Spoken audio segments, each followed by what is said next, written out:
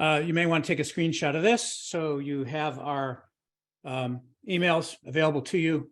We're managing anywhere between, I don't know, 25 and 40 of these actively in any 1 week. These are cases and leads. Some of them take a lot more time than others. We got a lot yesterday. We're happy to help. It's why we're here. Send us an email. And then, can you hear that, guys? Yes, sir. Absolutely. So we are here today to help you take that plunge. No, that wasn't me pushing my sister, but yeah, that's probably not politically correct. All right, so sections. Today, we're going to talk about basic concepts, HDPE gear and phrases, and then we're going to go a little bit deeper into product features. So that's what we're going to talk about today. Alan always says, Pete, you got to tell them what you're going to talk about. So that's what we're doing. Now, this first section has 12 different slides or categories. We're going to spend a little bit of time with each. We don't have any questions yet. So fire away. Come on. Some of you have saved up a few questions. Let's take a look at some numbers. So the product's been around since 1959 when it was invented. Kind of here in Bartlesville, Oklahoma, and in Europe at right about the same time. 2.1 trillion is how many gallons of water we lose a year in US and Canadian utilities. My point, and why do I even bring this up, is because ASC brings it up all the time, but also you don't have to put up with water loss. Imagine that. Polyethylene is leak-free. Now PVC and ductile are saying they're leak-free. Oh, we might lose a little bit in the gaskets. Well, no, leak-free is leak-free, okay? And that's what we are talking about. 240,000 is the 15-year-old number that AWWA has published on how many water main breaks we have a year. Here we are again talking about failure. A water main break for us with our product is a big deal. It just doesn't happen very often. And we have a lot of data on this. We're happy to talk about it in greater detail. 14 is the average water loss rate for your utility. Some of them are averaging 40 and 50% water loss. Some of them are as low as 3 and 4%. Those are the ones that are well managed. And if you love ductile iron and you got a 3% water loss rate, good for you. You're doing a great job, and you're not our low-hanging fruit. And then 18,000 is the number of miles that we put in the ground last year in US water utilities. So it's not like we're not doing this. And believe it or not, we have about a 15% market share in North America out of about a $12 billion market. We've got about, and as far as pipe goes, we've got about 15% of the pipe share of that waterworks number. So we are growing every year. We are up and to the right. We are not going like this, like other materials. So what is HDPE? It is the most common plastic.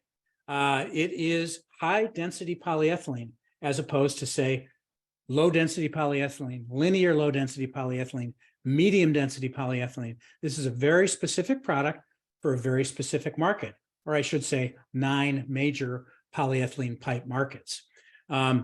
We are the seismic pipe. We measure our deflection in feet and meters, not inches. Legacy materials get their deflection where, Alan? Where do they and how do they measure their deflection?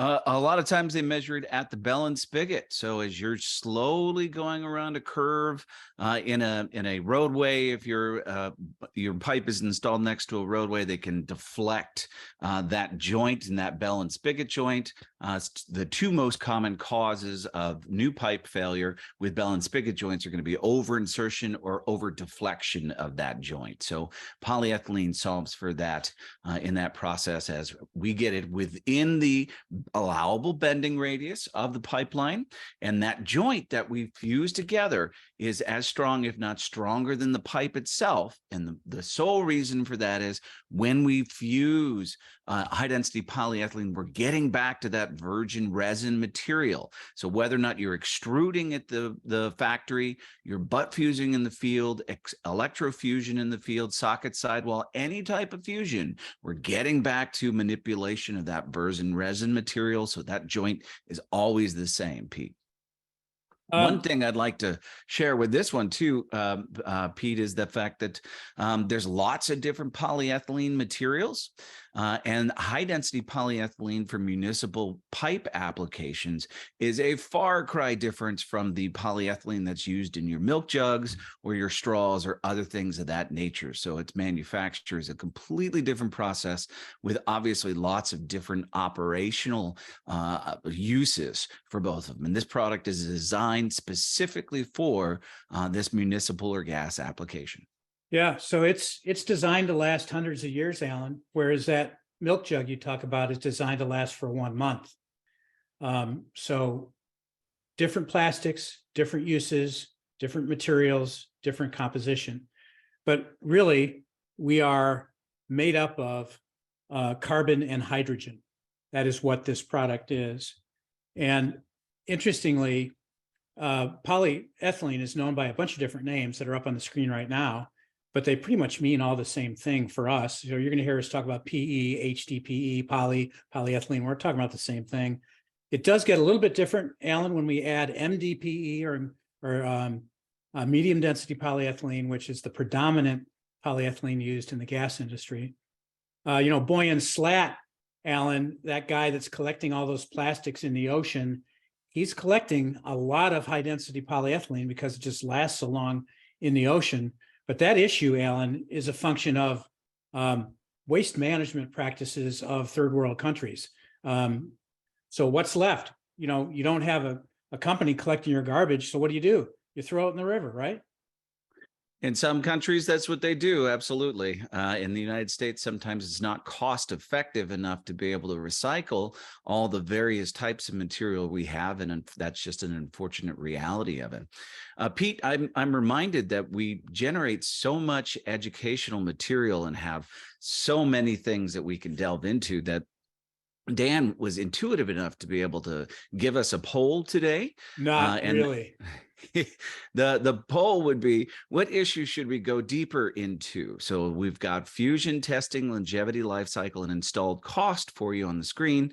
One of the things that differentiates the Alliance for PE Pipe from other webinars and talking head format is the fact that we can address these live for you, and we do have a bench to ask your question to as well. So please, everybody out there in the interweb, let us know what it is that we should go into deeper today, and we can spend some time on the fly here to be able to try to show you some of the things that may very well interest you. Okay. Yeah, sounds good. All right. So Dan, what do those numbers look like? Yeah, I'm giving everyone a second. They're trickling in. It looks like about 46% install cost. I'm going to get and share the results now so you guys can see them. But pretty fair distribution between longevity, life cycle, installed cost, and fusion. Installed cost always seems to be the clear breadwinner when we ask that question. As a follow-up from yesterday's big pipe, we got a lot of questions about installed costs. So definitely something good to always touch upon. All right, we'll try to flavor our remarks in that regard. So thank you for those comments. So the next concept we're going to talk about is butt fusion. So it's basically we're sticking together two male ends of pipe using heat fusion. This clean it, shave it, heat it, fuse it concept is all designed to get those two pipe ends properly faced off. So we shave off the pipe ends and we get them perfectly square and opposite one another. And that's the brilliance of this McElroy equipment that dominates the market here in North America, because it makes it so easy to get that pipe directly opposite one another by following the simple rules in ASTM F2620. And this is a skill, and some people are critical of our industry because we require a certain amount of training. Well, we're proud of that because it gets us to the point where that fusion joint is stronger than the pipe well itself, and it will allow this system to last hundreds of years. So it is a great, great joining method. Another one that's equally as good is electrofusion. And electrofusion is nothing more than joining those same pipe ends, but not with butt fusion, but with an electrofusion coupler. Electrofusion on a coupler anyway has copper wires in the inside of it. They heat up, they melt that resin on the pipe OD and the ID of that coupler, and then it fuses together that way. Alan. So an interesting difference for everybody out there. butt fusion machines, when that butt fusion machine grabs both ends of the pipe, pulls them together to make sure that they're properly aligned, and then faces that pipe. So we're moving that material prior to proper heating time, and then inspection, and then holding together for the appropriate amount of fusion time. That machine does a whole lot of that work for you. It's calibrated, it's set up, they check the calibration when they adjust the machines, and it does all of that work for you. In electrofusion, the operator in many instances has to do quite a bit of the scraping or the peeling around on that pipeline to be able to make sure that that fitting is properly lined up to do it. But in both scenarios, when those machines and the operator do that perfect, and you're getting right back to virgin resin material, and where we are installing it exactly the way that it should be. And quite frankly, the industry has come a long way in the preparation of both, and they're both great fusion process. So on electrofusion, we also see saddles that use the same concept. They use those copper wires. It's just not a coupler. So these saddles are how we connect to the main, typically speaking. Another concept that you really need to embrace here in the polyethylene world is this whole concept of dimension ratio. Dimension ratio is the OD divided by the wall thickness, and that gives us our DR. The most common DR is the one there in bold for water. It's DR11. Even though most utilities don't operate in excess of 100 PSI, everybody's picking 200 PSI for their distribution mains. They may not necessarily select it, Alan, for the transmission mains, because that process is much more methodical. It's much more expensive. The pipe is more expensive.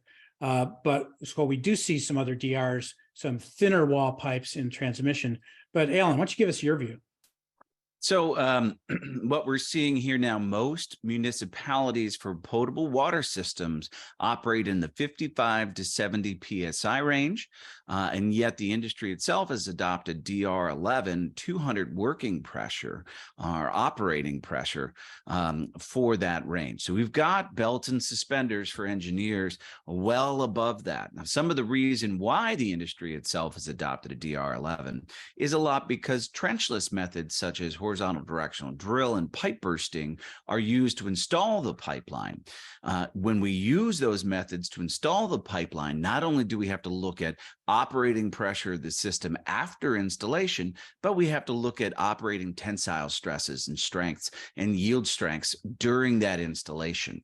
So a lot of times they've leaned towards that DR11 in order to be able to beef up the pipe during the pulls, but yet it's overkill very specifically for our operating pressure scenario. One interesting things about surge is that for DR11, a recurring surge is 1.5 times that operating pressure. So that would be 300 PSI.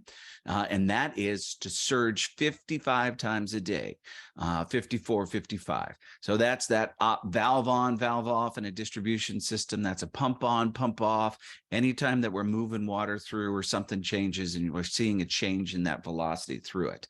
And then what we'll see in a occasional surge, which is 5 or 6 times a day, then that'll be 2 times that operating pressure, which is 400 PSI. So that's now 400 PSI in a max surge condition above our typical working pressures of 55 to 70 PSI. So we have a fairly substantial savings that way. Give me just a moment, Pete. Yeah, take your time, Alan. So dimension ratio, very important. DR11, DR9. Sometimes people use DR9 for horizontal directional drills because you're going to put that pipe through a lot of stress. Transmission lines and water, we see DR17, DR21, DR13.5. It all kind of depends. Mechanical fittings have grown up a lot in the years that I've been doing this. George Fisher makes a lot of great products. Hymax makes great mechanical couplings. We now consider mechanical repair couplings to be permanent because they've figured out how to deal with the surging.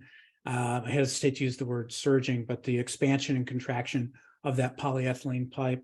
So think mechanical and don't necessarily think negative. If you're considering using a polyethylene as a main and you still want to use mechanical connections, okay. we'd prefer that you not.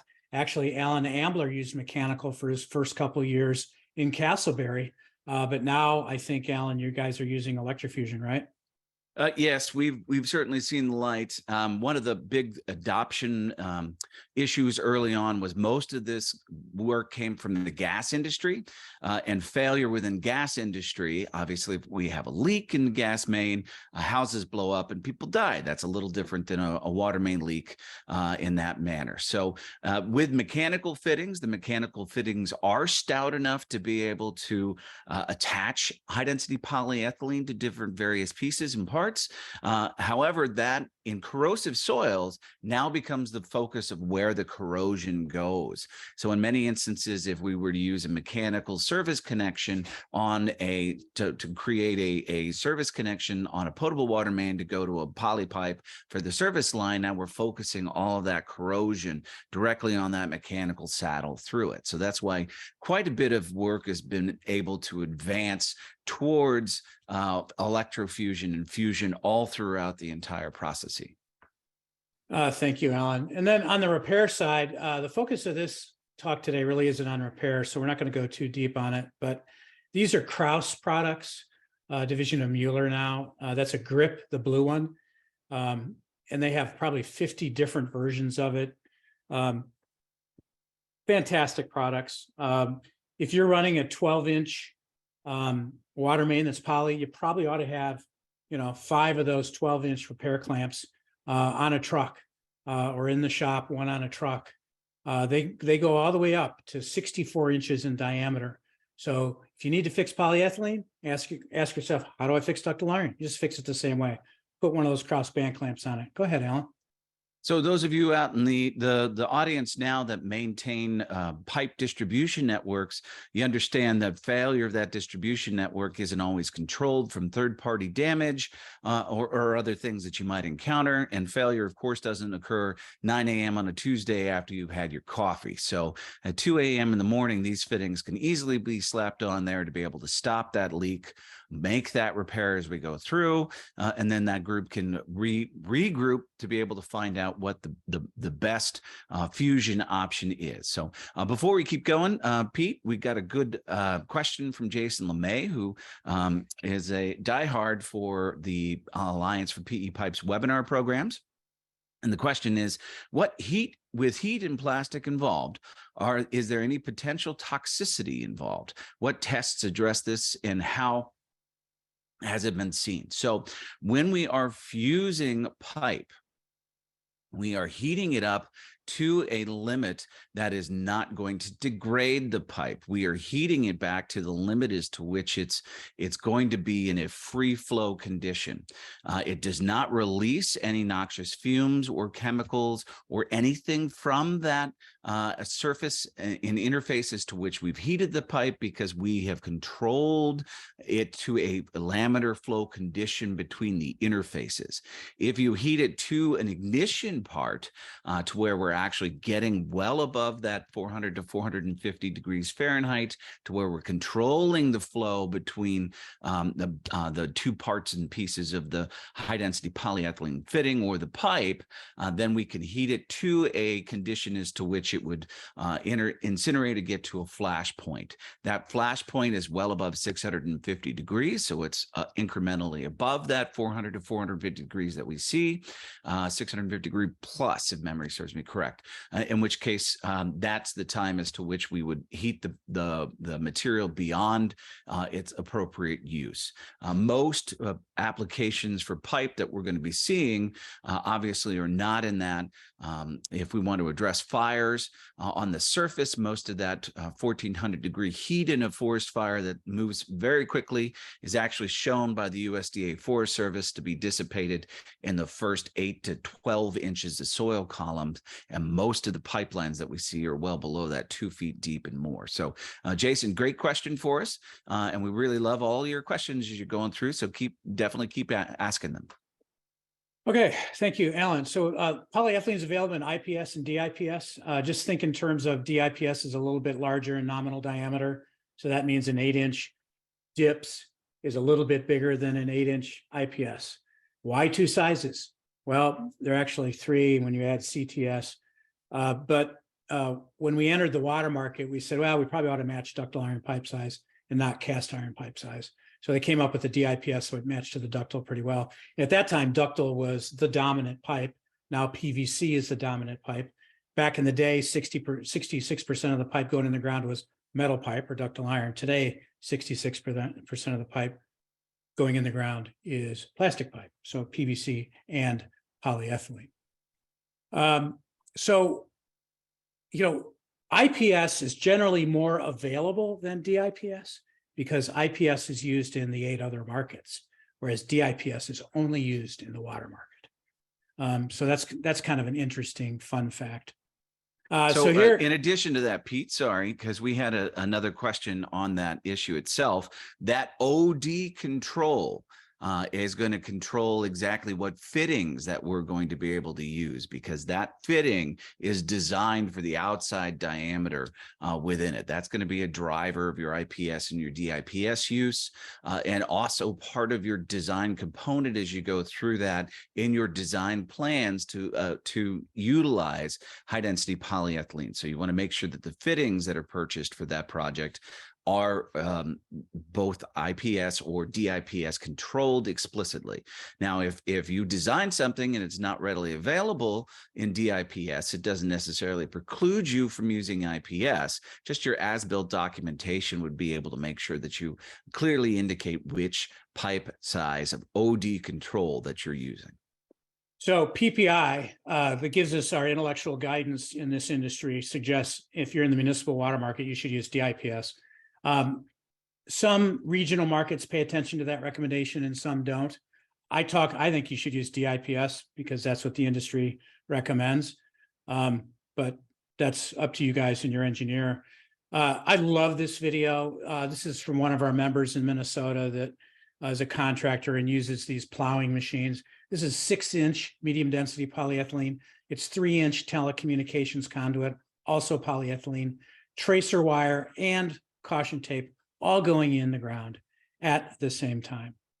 So I want to talk briefly about the markets that polyethylene operates in, because it helps create a good structure for what pipes excel.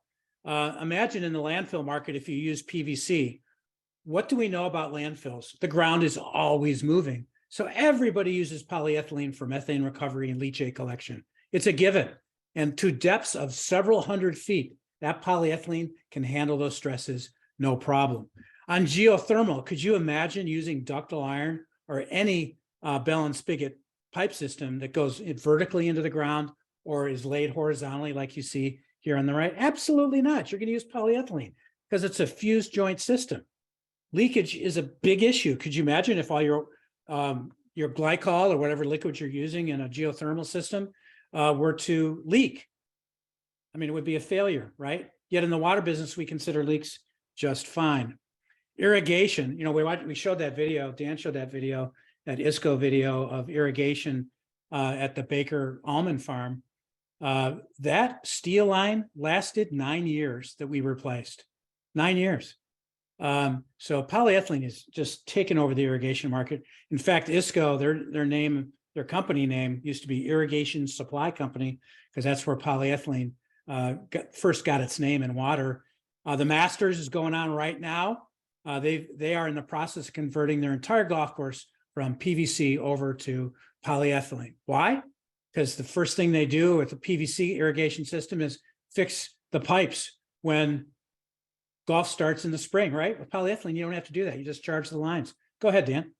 I was just confirming that you told me we were going to do a job site visit there. Is that still correct? Oh, this week for sure, Dan.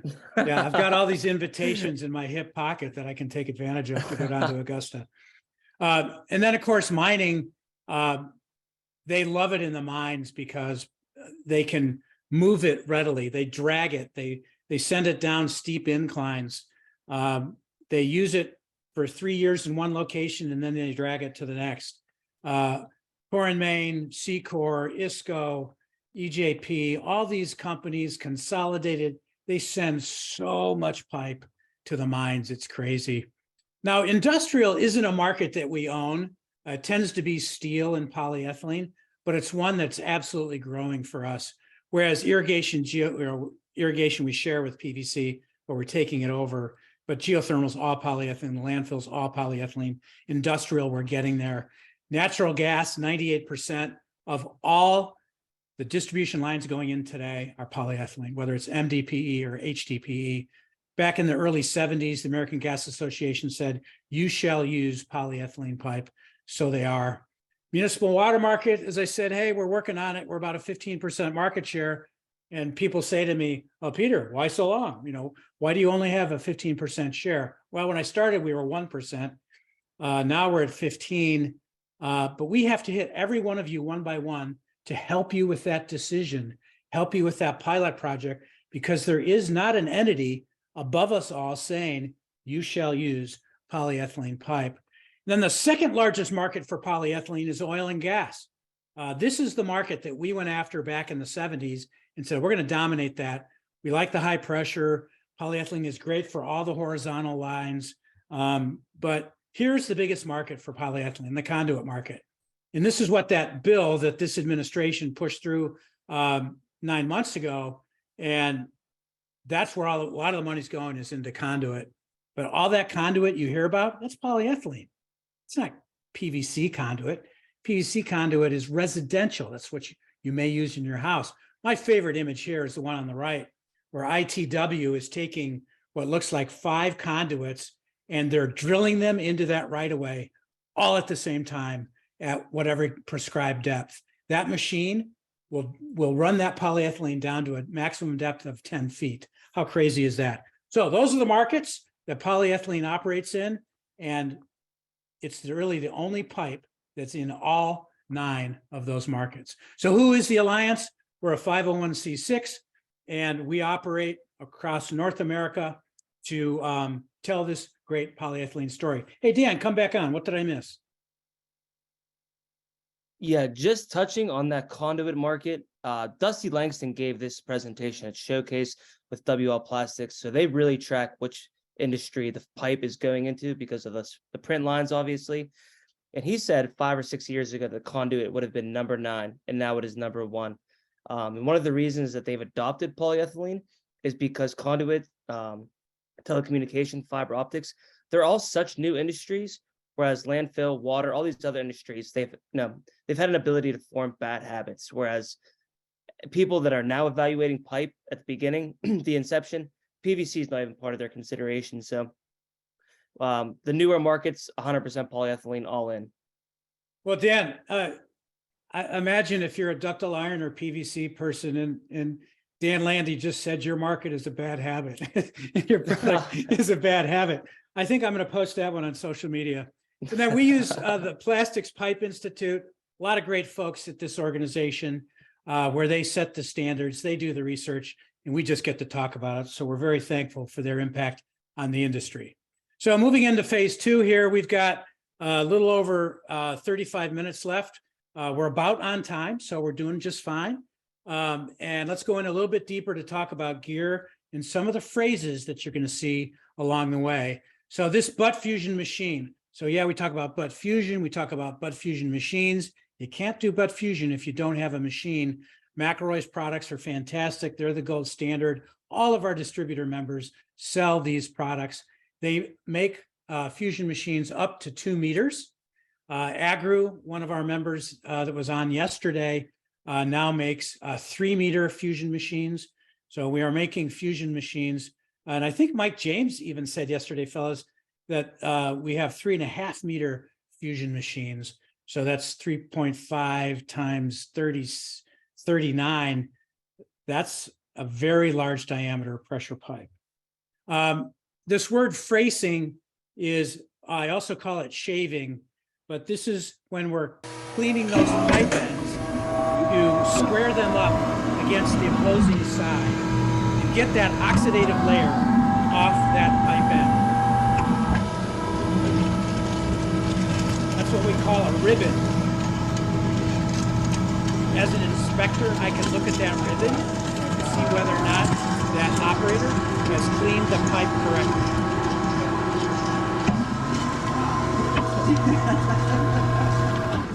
Go ahead, Alan. So my favorite part of that is I always use the sawzall in the booth when we put this in a convention center or something like that, and then cut it at a, you know, just an obscene angle and say, hey, look at this. You know, one's flat, the other one's at an obscene angle. Does that look like a leak-free pipe, a leak-free joint? And everybody goes, no, no way. And then boom, you let the machine do what it does. And then before you know it, everything is perfectly aligned, and that machine just saved your butt. Yeah, the problem with Alan's saw cuts in the booth is they are at an angle, and it just puts a lot of pressure on that facing machine. So your face off ends up being longer, but it's a great illustration. I love it when you do that, Alan. So then in addition to facing, we have this phrase called heat soak. And excuse me, that's nothing more than the heat soaking into the pipe end. And that's what we're seeing here in the right-hand corner, or excuse me, left-hand corner of the slide. That bead is growing up against the heater plate.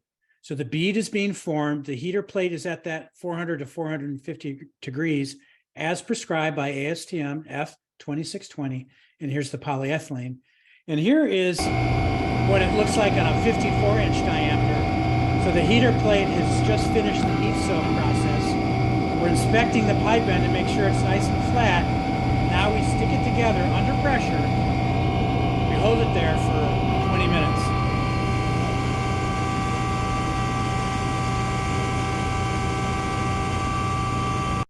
And that's what we call a double rollback bead.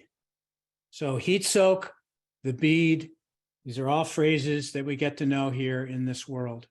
Now, Alan, can you briefly explain this image and, you know, why I think it's so cool? And you know, how does it help us understand the bead and fusion? So what we're looking at here is all the different extrusion layers of polyethylene as they're coated and dyed in different manners. And when we put this under heat, we're now controlling how that moves across its interface with polyethylene on the opposite side. So when it's on both sides of the heater plate, it's obviously just being heated up, resting up against that heater plate. We pull it, we look and inspect that joint to make sure everything's good. And then when we pull it together, now those individual molecules are going to run across that pipe and go join with the other molecules. And as we see it come out through the bead, we're also seeing where that specific molecule is run across that interface in a controlled manner. So this picture is glorious in that manner, and the fact that we're seeing the actual interface at that level of how this pipe really, the molecules run across there to be able to get there. Yeah, that's for polyethylene pipe geeks. That is for sure. We get a lot of questions about removing the bead. Friends at R&L Manufacturing make this tool right here. And the operator is sticking it into this 50-foot pipe stick. And this is what that looks like when he removes the bead. He sticks in the machine, goes back 360 degrees in a counterclockwise direction. And then he comes back in a clockwise direction. The cutter head pops out. This is the cutter head right here. So he goes, here's the cutter head, pops out, and now he's trimming the bead. And there's a little device that captures it. So when you pull it out, you can look at the bead and say, hey, I did the bead removal. Go ahead, Alan. Oh, so we just had a question, thank you very much, about a smaller diameter pipe and whether or not a different Manning's N was required for smaller diameter pipe. The Manning's N is professed for all of the pipe, includes that inner bead on the inside. So in all applications, it's completely unnecessary to be able to remove that pipe. The places that we see that bead removal is called for is in low slope gravity sewer conditions. So beyond that 0.01 slope, where in gravity sewers, they're afraid of some type of grease or other buildup in a low velocity scenario. So nothing adheres to the high density polyethylene. So you won't see grease buildup on high density polyethylene when we have scour velocity at appropriate slopes coming through that pipe. They're just concerned in a low slope condition that they would remove that internal bead. Thank you, Alan. We get a lot of questions about how do I know that Alan Ambler did a good fusion bead? Well, use the data logger. These work on hydraulic machines as well as manual machines, but they're best on hydraulic. A lot of screens. On the lower left-hand corner, you see that if you learn how to read the data logger report, it records time and pressure, pressure over time, if you will. And we're looking to make sure during that heat soak that we just talked about, that there's not pressure on those pipe ends, that we just let that heat soak into the pipe ends naturally. And this data ends up going into the cloud. And even if you weren't there that day, you can request those data logger reports and find out that that fusion bead was done correctly. The electrofusion machines here in the lower left-hand corner, here's a George Fisher one, also permit data logging, if you will, not with the data logger necessarily, but that data is captured in that machine and it can be pulled out and used. But electrofusion is a method of joining. These heating elements heat up that pipe. And in the case of the coupler that we see right here in the right-hand corner, that coupler is heating up the inside of the coupler as well as the OD of the pipe simultaneously. And once we've hit that right amount of time, we know that it's melted and we can start that fusion process. So a little bit deeper on electrofusion, you can't do electrofusion without a processor. Here's a strong bridge processor. That strong bridge processor works with George Fisher couplings and vice versa. This is universal. They all work with each other. The industry gets that. So you don't have to be wedded to using a certain manufacturer's processor with that company's gear. Then we have peeling tools. So just like we face the ends of that pipe, we're going to peel the OD of the pipe that we're putting a coupler or a saddle onto. So this peeling process is well understood. We're trying to get down to 7/1000ths of an inch. So we peel that pipe end. So couplers here shown in the left-hand corner, they're molded up to 65 inches.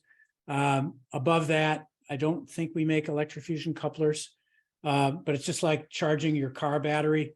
You stick both ends on there. There's not a positive or a negative.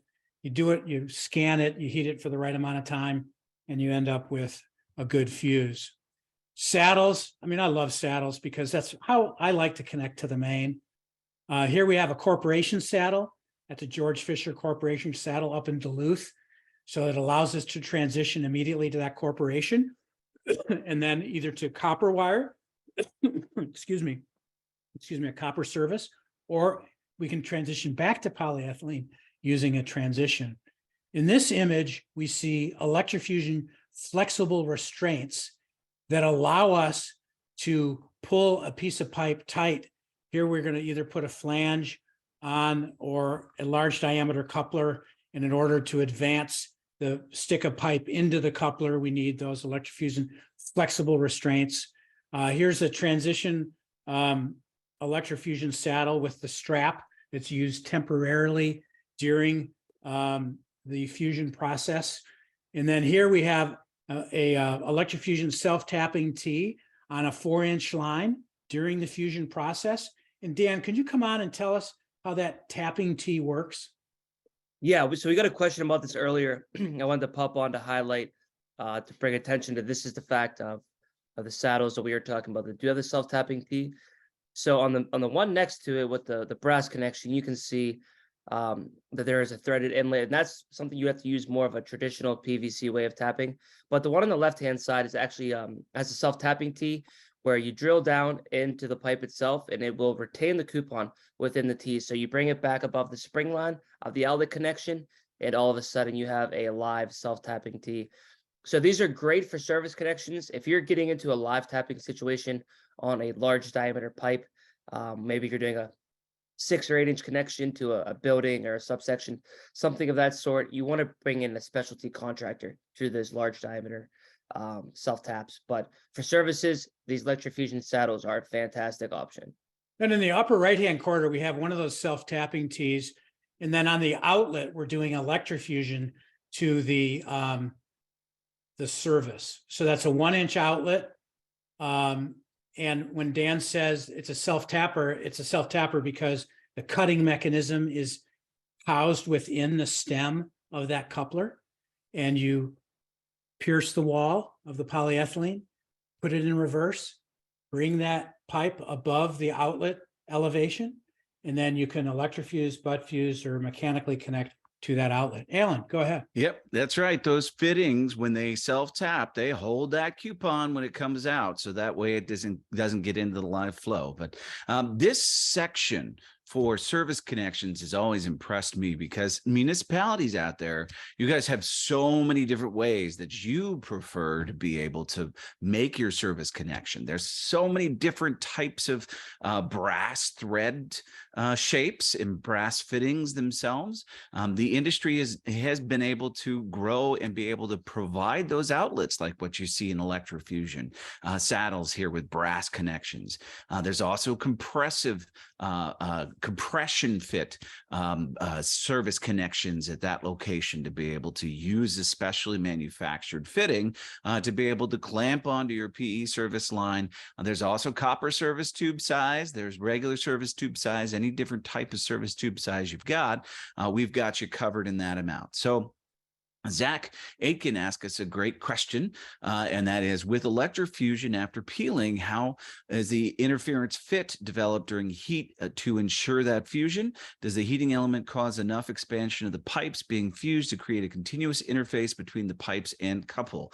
Very, very intuitive question. And so we're looking at removing part of that oxidative layer during that peeling process. And that layer that we're peeling off is very, very minuscule. So it's in the smallest little increments. I don't remember it offhand. Maybe Dan Landy will dig up what that is while we're talking about this question. So we're not peeling much of the outside of that pipe. Once those two fittings are properly sized, so they are the proper OD constrained dips or ips in that manner as we go through, we're peeling that surface. The only material that we're really removing happens to be any part of that HDPE pipe that may have otherwise been contaminated. Yes, Dan, did you dig up the number that quick? Are you talking about the how much the ribbon is? It's just 7/1000 of an inch. 7/1000 of an inch. So everything still fits within that properly manufactured fitting right on top of it, and then also pipe as we go through it. So an additional idea as we go through, we like to measure twice and cut once. If you have a complex fitting connection that maybe has a tap into gravity sewer and then maybe has a bend later on, we're going to size all those together, and then you're going to do that final big tap as the final control piece, and everything else kind of fits within that line as we go through. So the operators that are installing these service connections are going to dry fit everything during the measuring process, and then make sure at that last bit that they're doing following the proper electrofusion steps. So great questions, everybody. Really appreciate it. Keep them coming. All right, good job. All right, so another thing we have when we have offset pipe or even medium and larger diameter, we align the pipes. We use clamps to keep them directly opposite one another. Imagine if you had a coupler and you were one pipe went in and one didn't, you'd get a bad fusion, right? So alignment clamps keep that from happening. Great products. Molded fittings are standard up to 12 inches. Once you get above 12 inches, we see fabricated fittings. Here's some large diameter examples. So design engineers in the audience, think in terms of 2 to 4 weeks, depending on diameters and how busy the industry is, that the contractor is going to need to get those ordered. ISCO's got the biggest fab operation in the United States. Core and Main does a lot of it. Consolidated Pipe does a lot of fabricated fittings. So it's a skill.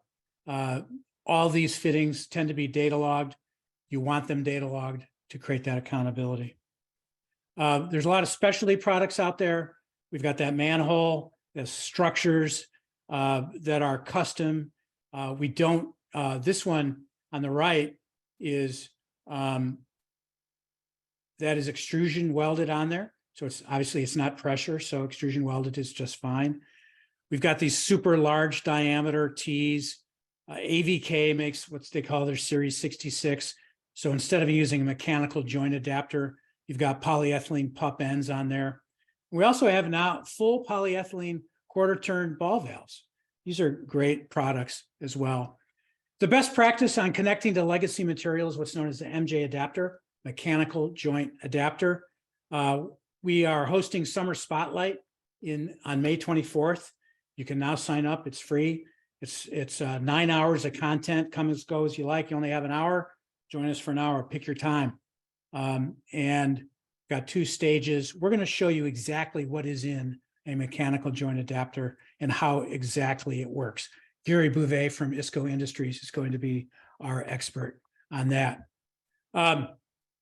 We even make sweeps. So if you don't want a 45 or a 90, you can use a polyethylene sweep. So there's no joint in the middle of that change of direction of the fluid being conveyed. We're just like PVC in that, we need tracer wire. You can't find the pipe if you don't use tracer wire. Or, hey, Dan, what do you call those balls that have that RFID chip in them? They're called marker balls. 3M is usually who we reference when we talk about them, but there's a few different companies that manufacture those. Yeah, so that's a great product. Here we have tracer wire going into a pipe burst. This a piece of rebar stuck in the ground, and that tracer wire follows that polyethylene in, and it's just been duct taped on that pipe as it goes in. So that's it on tracer wire. All right, we're moving on to section 3. We've got 20 minutes left. We're right on time. You know, polyethylene is the seismically resistant pipe. Here are some humans. We've got a 35-foot stick of polyethylene right in here, and we're pretending that that polyethylene is right on a fault line. Polyethylene is the seismic pipe. And then, Alan, if you could come on, we have the same pipe, same moment, different camera. And this is what that pipe looked like, Alan, on the inside. Tell us what's going on here. So that pipe is just simply being bent along its allowable bending radius with no discoloration within the pipe. We know that it hasn't been pushed beyond deformation, beyond that allowable yield. So that pipe is simply moving. That soil that surrounds the pipe will be able to restrain it from surge if it was under operation within it. That's very important for us to know within the municipal water market. Is soil displacement is one of the top 3 failures or causations of failures of municipal pipelines. And for us to see now that even in this dramatic soil shift here, the pipe is still operational, especially during an earthquake. If something catches on fire, we still want to be able to put it out. So that's definitely a true testament to the pipe. Alan, that was Tom O'Rourke in the lab at Cornell University. So what actually happened in the field in Napa Valley in 2014 is there was a 6.0, and the city of Napa, Alan, was without water in parts of town for up to 6 weeks because they had 132 water main breaks. And then a utility that you'd done work with, Alan, Napa Sand, had been using poly for 30 years. They had the same earthquake, Alan. What happened to them? No leaks on their polyethylene as it goes through. So they've been able to utilize polyethylene and take advantage of those seismic properties. So we have actually this information that tells us that not only does it happen in the lab, but we survive earthquakes in the real world. And the reason we like to tell this story, Alan, about earthquakes is because that's the ultimate ground movement. And legacy materials tend to fail when there's soil constriction because of drought, when there's seismic event, or when there's a freeze-thaw cycle. I mean, you engineers, Alan, you design for freeze-thaw all the time. You can leave polyethylene in that freeze zone and not worry about it. The water within the pipe, if there's no movement, will freeze and expand high-density polyethylene, but it will not break the high-density polyethylene in that pipe. Over time, you'd let that water come back and thaw. Now, at the connections, when we do connect to non-polyethylene materials, we have to worry about pull-out or something of that nature. So kudos to some of our listeners out there or viewers out there. We have an anonymous attendee that just asked if the fault line shift was in the middle of a pipe stick or a butt fusion area. And this one specifically had a butt fusion right in the middle of the fault line, and that butt fusion did not fail. So again, that's a true testament that when we allow the high density polyethylene, the virgin resin material, to migrate across that interface, that pipe, that joint is as strong, if not stronger than the pipe itself. Gosh, you guys are good out there in the interweb. I love it. So Alan, these images are sick. I guess I have a question on that image on the left, or even the one in the middle, Alan. You know, we have an allowable bend radius on polyethylene. How do these contractors know whether they're not exceeding it? A lot of times they'll push it to the limit of what it can and can't do, and it certainly will not exceed that deformation. If they see discoloration or in higher DRs, so that's a thinner wall pipe, we can actually see some kinking, and that way they'll push it beyond that kinking. But most of these that you're going to see aren't pushing it beyond its boundaries. So we even can let Corvettes. Oh wait, that's not a Corvette. I don't even know what that is. Is that a Ferrari? The guy in the Ferrari believed in the allowable bending radius, Pete. Yeah. I think everybody out there should too. It's above my pay grade. So here's that bend radius. This sort of movement, Alan, is really common in pipe bursting and horizontal directional drilling. So this is a 90-degree. We're turning the corner in a neighborhood, and we're not hurting the pipe. But Alan, here's one that didn't quite make it. So what we're looking at here is a thinner wall pipe, which needs a little bit more protection with its allowable bending radius as we go through there. The reality is, if we have some type of a oops or hiccup in the field for using high density polyethylene, the gouge exceeded the 10%, maybe they measured too long or what have you, or if we have this kink, the contractor out in the field is going to cut that joint out, then refuse that pipe. Depending upon the size and diameter of the pipe, that refusion process really won't take long before you get to cooling period and then rough handling time. And I've seen it at 3:30 in the morning, Pete, when they've gouged the pipe too much by pulling it up against something that they shouldn't have, and then they just cut that 4 or 5 foot section out, refused, and kept pulling. So we like to talk about the evolution of the resin that permits us to have such great flexibility, Alan. And we've basically engineered out of our product slow crack growth. So back in the day, 30 years ago, if there was a point load, if we let a rock in the embedment, and that load eventually broke a hole in that polyethylene, that crack could run like it does in PVC today, Alan. But today we don't have that problem. Slow crack growth has been eliminated. What's another thing that's been eliminated, or what's another advancement we've seen in the polyethylene resin? A fatigue of the pipeline itself. So a whole lot of time, energy, and money at the manufacturing facility level and the resin design levels have been put into testing that pipe through its surge cycles. So we observed in series 1 and first and second generation high density polyethylene that we didn't have quite that surge cycle that we were really looking for. And then they were able to address those long-term fatigue through operation failures by the hydrostatic design board and hydrostatic design stress basis for this pipe material. So we've made it better through that time period itself. So Alan, I think one of the huge distinctions between polyethylene and PVC is exactly what you just talked about. And that is, we don't suffer from fatigue, but Alan, PVC does. It does. It's a more brittle product. So the specific term that's important, and it's included throughout our design elements and other things, is called a viscoelastic behavior. And the viscoelastic behavior allows polyethylene to stretch during strain. So we're putting a stress and a load on it, then that polyethylene can move. If we remove that loading, then that polyethylene can actually creep and change shape. But if we do not exceed that yield and that polyethylene relaxes, then that polyethylene believes that that's the original shape.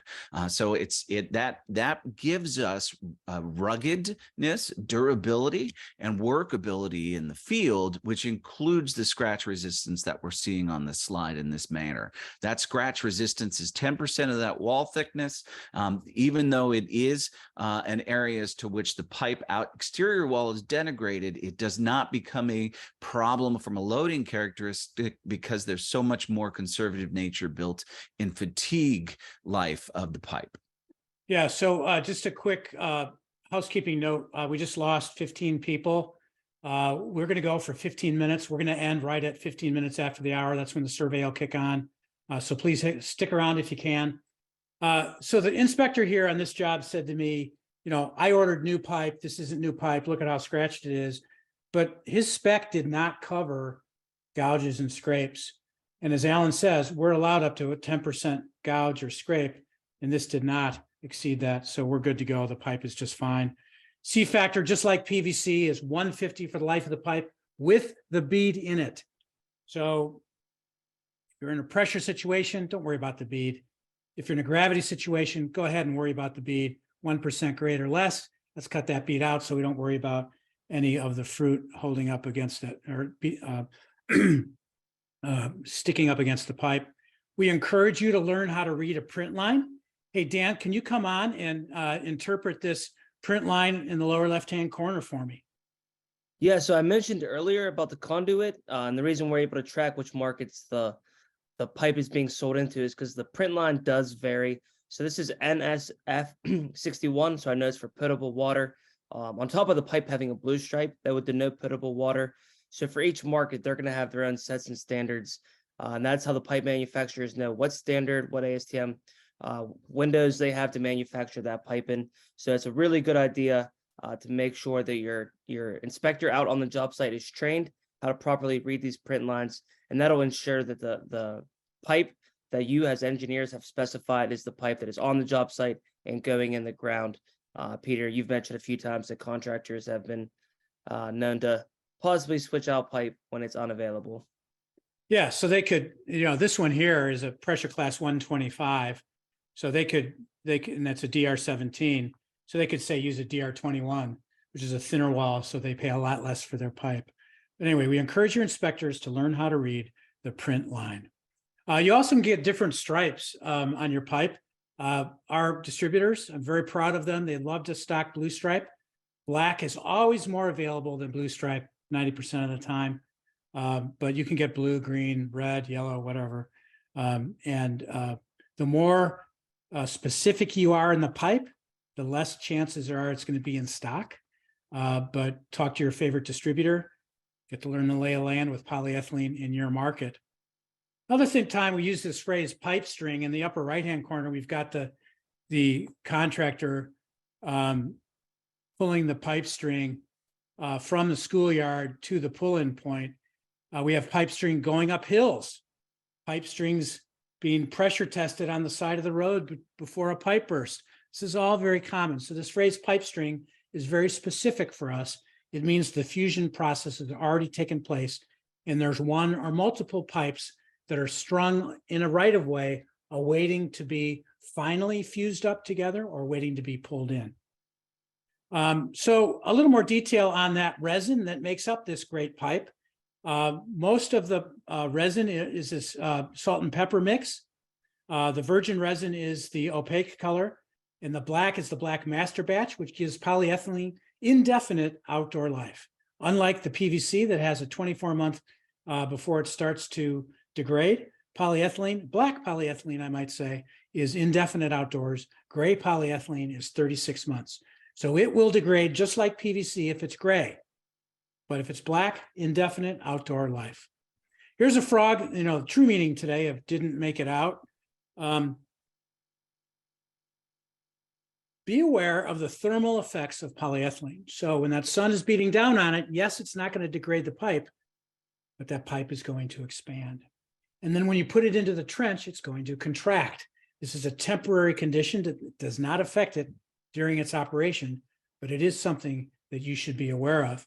So this frog, when this dead frog image was taken, that pipe was 150 Fahrenheit degrees.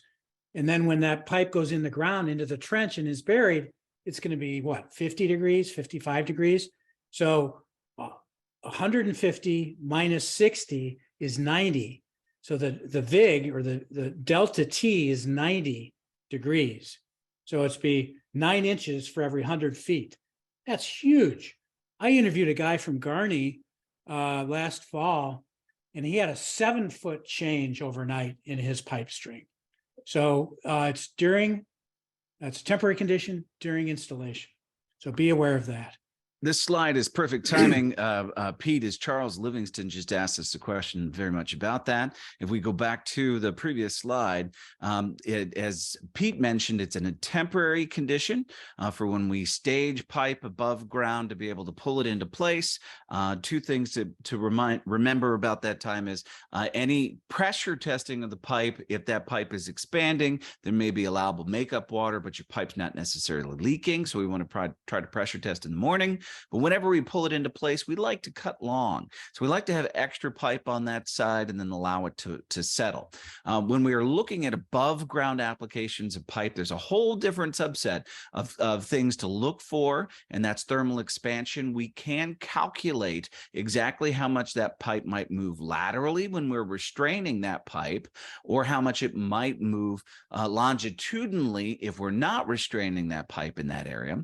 The calculations and equations that are in the PPI handbook on polyethylene are theoretical. So the observed condition, and the reason why they're theoretical is they can only assume an instantaneous temperature change. That doesn't always happen. So those calculations are very much site specific, project specific, and we've been through quite a bit of that with our clientele. You guys out there asking us those very good questions, just like Charles did for us, and we know how to calculate it for you, and we can help you do that. So Poisson's effect is the similar product here as to when it's the same phenomena when we are charging that pipe. Now we are putting a force and a loading that wants to get out of the pipe, and some material is going to go some way. So that's why we restrain each of the anchors at the side when we're connecting to legacy pipe materials, valves, and other things. So that way that pipe is not pulling and moving that material short. We have this phrase we call pullback. Thank you, Alan, for that.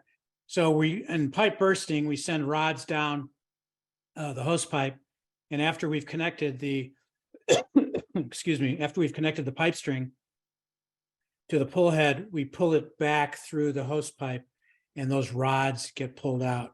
So that's what pullback is. Squeeze off is something we learned from the gas industry. You don't have a valve, go ahead and squeeze the polyethylene off. Good rule of thumb, this is a 6-inch, 6 minutes down, 12 minutes on the release. That's a rough estimate, and you won't damage the pipe. How cool is that? So don't have a valve, want to do a repair, squeeze it off. Back when I was in college, the word sinkhole was a very specific geologic limestone formation. Now a sinkhole is a failing system. We talk a lot about our managed to fail argument, and that failure is just so accepted in today's utilities. But what we've learned from utilities that have adopted polyethylene at a high level is that polyethylene generally doesn't fail. We typically see, like Duluth has had one electrofusion failure in 15 years. They've had no butt fusion failures. So a lot going on out there. All right, so let's talk a little bit about standards. This is just to get in the game. NSF 61, which means, we're not polluting the water. AWWA and ASTM, everything we do has a standard association with it, whether it's an installation method or whether it's pipe production or fitting production, we're following the rules in the industry. Let's talk a little bit about horizontal directional drilling. Two key guys here, other than the design engineer. Here's the operator, but then here's the guy with the wand who's following that drilling head as it's going through the ground to make sure that it's on the designed path. And that little machine right here, he can tell where the head is, and he can tell where the head is supposed to be to make sure that he is not going to damage crossing utilities. This is a very large pull head for a horizontal directional drill. This is a 36-inch diameter wastewater outfall project going under Highway 1 in just north of San Diego. Very, very specific. This was about a 1,200-foot run, 36-inch diameter. A lot of great horizontal directional drilling examples. This is just a survey right now before we finish the day. So for those of you that don't really understand pipe bursting, this is a perfect slide for you. We have two pits. This is the launch pit where we launch those rods down that hose pipe. That hose pipe is the pipe that's failing that we want to replace. Here's that pipe string that we connect up to the pull head right here. There's the pull head, and that pull head is connected to the head of this pipe string, the rods that were sent down the hose pipe, and then they pull it back to this area. One of the reasons polyethylene is so much less expensive than other materials is for this exact image. There's 2 pits. It's generally 90% less cut and fill. Yes, we'll have a 4x4 pit to connect every service through that residential area, but it's still 90% less. So here we have an example of cast iron being split by a pull head. These guys were kind enough to open this up for me, but this is how cast iron sounds when it breaks.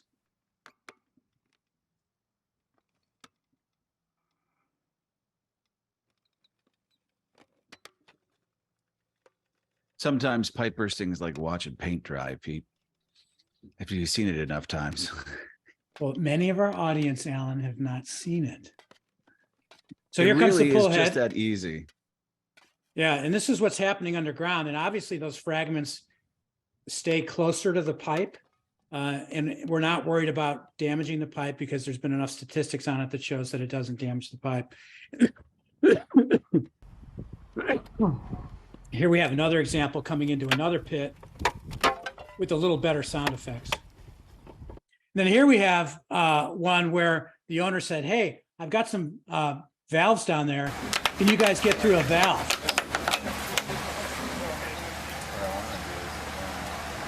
This is atypical for pipe bursting, but it shows you that the machinery for pipe bursting doesn't care what the equipment's going through. That's a valve on its side, so it was a valve that was used during construction and then left in place. And now we're just fracturing through that cast iron valve as we move forward through that cutter.